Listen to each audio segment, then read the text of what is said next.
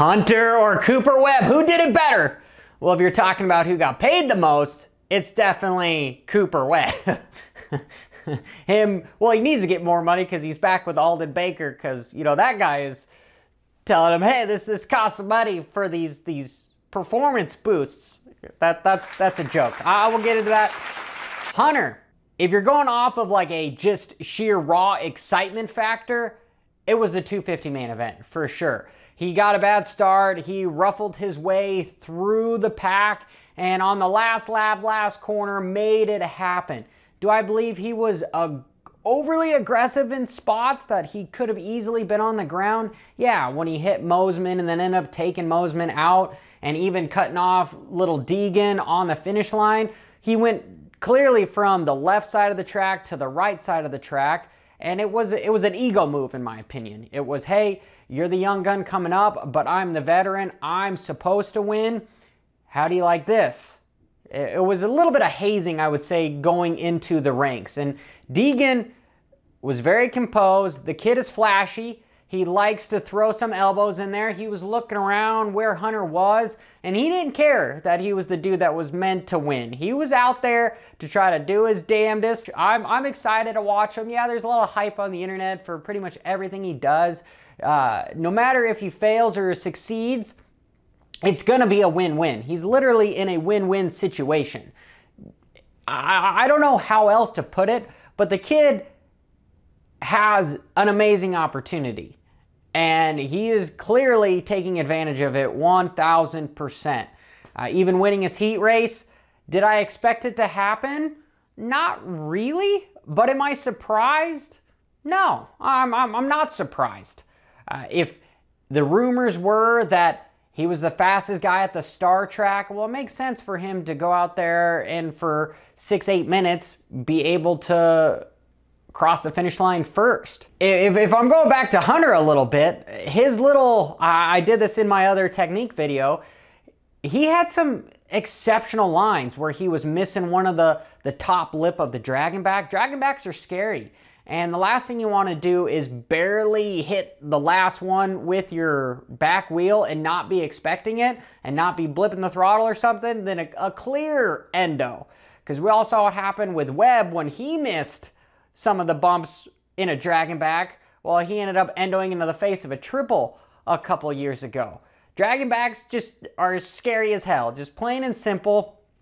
Do I think Hunter potentially has something coming from Mosman? Maybe, because he's been overly aggressive, and we'll see. But if Hunter can continue to pass him or get out in front of him and run away with him, well, that's just going to eat at the competition's confidence, and they're not going to be able to even want to take a move out of it. That's why I thought Deegan riding aggressive with Hunter was good, because he clearly shows that, hey, you might be faster than me, but I'm here to stay. You know, I call him the show pony just because of his internet following, and I like it because he is. You know, you've got Showtime, McGrath. He will mature into the rider that he is going to be, without a doubt.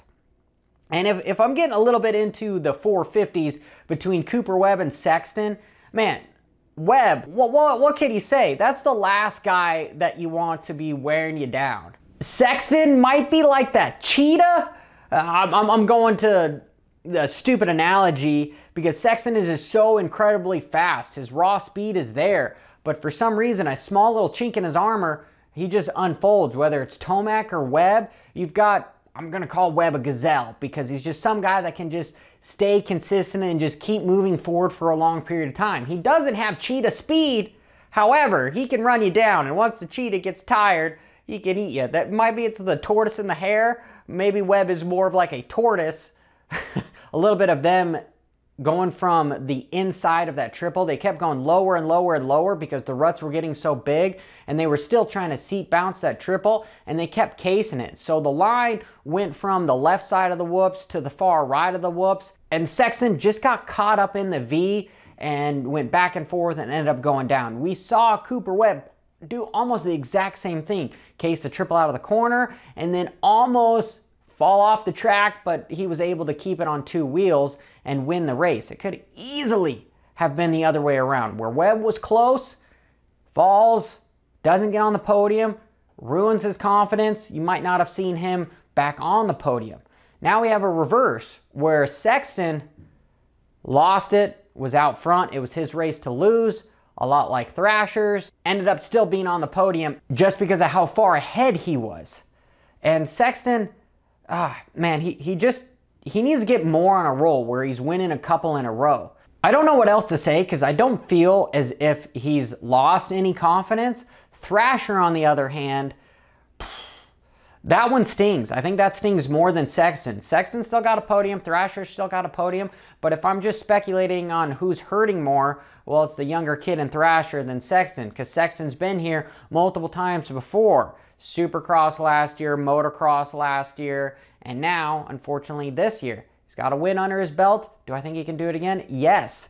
But you've got a rider, as in Cooper Webb, that has his mojo going. He's not the fastest, but somehow he makes it happen in the main event. You know, you've got some of those riders that are incredibly fast off camera in practice. Then once they're in the heat of the moment, they fold. It's unfortunate, but that's just how things happen. You can win practice, but you can't win the race. Tomac. If I'm going to talk about a rider that, it was wondering what is going on, is this one of those phone-in races that make you a champion, where even in your bad days, your worst you do is fifth? If so, Tomac is still right up there. There's no need to write him off or say there's something wrong with him. He qualified third. Maybe it was the sand. Maybe it was some sort of weird setup. Who knows? He's going to be back for the next round, and he's going to be swinging. It's Tomac, right? He's that rider that you just don't know what he's thinking or what is going on.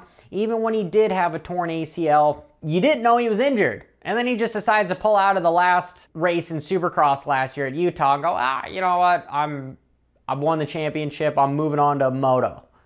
And then I even speculated that he wasn't going to be ready for Moto, and boy, was I wrong. He ends up coming out winning.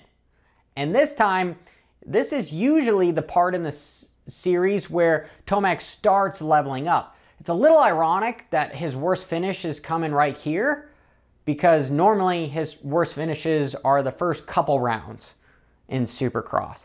If I'm switching gears, but the same narrative with Ken Roczen, dude, his suspension setup just doesn't look right. Is his suspension guy not at the track? I need to send some texts out to some people to find out, because it looks wonky. I know he's running different stuff than the rest of the team, but it's not the typical Kenny we saw at the beginning of the series. Even the World Supercross, Kenny has proved that he can ride really strong as long as it's a short series. Even in motocross, first few races of motocross, Kenny was there. Then you just kind of get him falling off. Like, what is going on here? We've been wondering for a few years. Once he retires, he's going to actually tell us what health issues or what actually is going on. Yes, we can speculate so much with Epstein-Barr and overtraining and just the sheer stress that these guys put on their body, not to mention what he's done to his arms and has continued to be a miracle with coming back. And he's on an older bike. We could speculate that it's a Suzuki. So as far as I'm concerned, I'm going to say it's not Kenny, it's the Suzuki. That's who I'm going to blame in this one. The next rider I want to talk about is Aaron Plessinger. Dude, the guy looks ripped. Like, he's lost a lot of weight. He's just looks as if he's ready to go run an Ironman, you know, be a triathlete. Again, he's at the Baker's factory, so you know they've been doing a lot of training. They over there like to just run people into the ground with training. You either can do it or you can't. But you might end up coming back because you can't do it on your own. You know, that's a joke for Webb. He's getting it done. Got talent, you just need the right program. I believe he was the fastest guy through the whoops, which enabled him to get on the podium. Is he going to win some races this year? I don't know. Do I think he's going to get back on the podium? I do. I want to know what you guys think in the comments. Oh, Jason Anderson. Man, the whole probation deal with him and Barsha, they just need to stay away from each other on the track, and Anderson just needs to race forward. He knows how to ride clean. He's arguably one of the most talented riders on the track. He's able to move that bike wherever he wants it to go. He looks very fluid. He easily could prevent himself from bumping into another rider. And same thing with Barcia. Barcia, I feel these guys could have better finishes if they just start trying to ride a little bit cleaner, potentially like a Kenny. And even though I ironically give Kenny a hard time for not being as aggressive, I think Kenny could actually get better finishes if he was more aggressive. So you've got complete opposites. You've got riders that, hey, if they were less aggressive, they'd finish better. And then you've got riders that if they were more aggressive, they could finish better. This was interesting. On to just some miscellaneous things that I saw. The riders were using rags because it was raining on the gate to dry off the gate. I believe you're not supposed to use outside tools. So I need to look at the rule book to see if that is something that should be addressed or not, because you've got that metal gate. I would almost consider a rag being an outside tool, just like using a screwdriver or something to try to give yourself more traction in a rut. But you can use starting blocks. I might be totally left field there, so we'll see. With the broadcast, man, Peacock, this has nothing to do with Supercross or Super Motocross, because they just have a licensing agreement with Peacock. However, they are paying for it. I really wish that you were able to pause or have like a DVR with the application where you could hit record, come back later midway through and still watch the race. Yeah, they've got a semi of a function where it'll record 90 minutes, but man, that's like once the LCQ starting, you can't watch the heat races anymore. You can't rewind anymore. It's a real bummer. And then if you don't catch up to the broadcast before it ends, it's going to cut you off midway through the main event. That's what happened to me. And then you have to wait an hour and a half for it actually to upload to the cloud so that you can replay it back. It's rather annoying. As far as user interaction, that kind of stuff is what puts a bad taste in people's mouth when they might want to just fast forward through commercials and things. We need to make things a little bit easier for it. And I don't know exactly what it would cost to have the storage to be able to rewind the entire race and just simply just DVR it. Is that a CBS thing with Peacock? Probably. Is it something that could be suggested by Super Motocross? Oh, absolutely.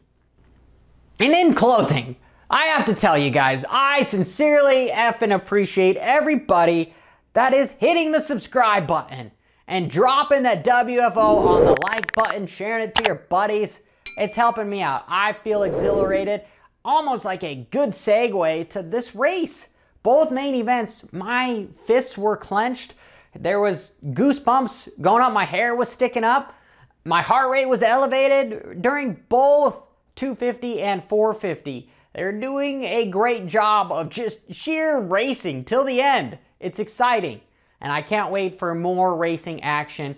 Make sure you let yourself be heard in the comments below and stick around later this week for the live shows Thursday and Friday, noon Pacific time. We're going to have a couple good guests on. Got a couple privateers planned. It'll be a shit show. This is Johnny F. and Hopper. Whoa.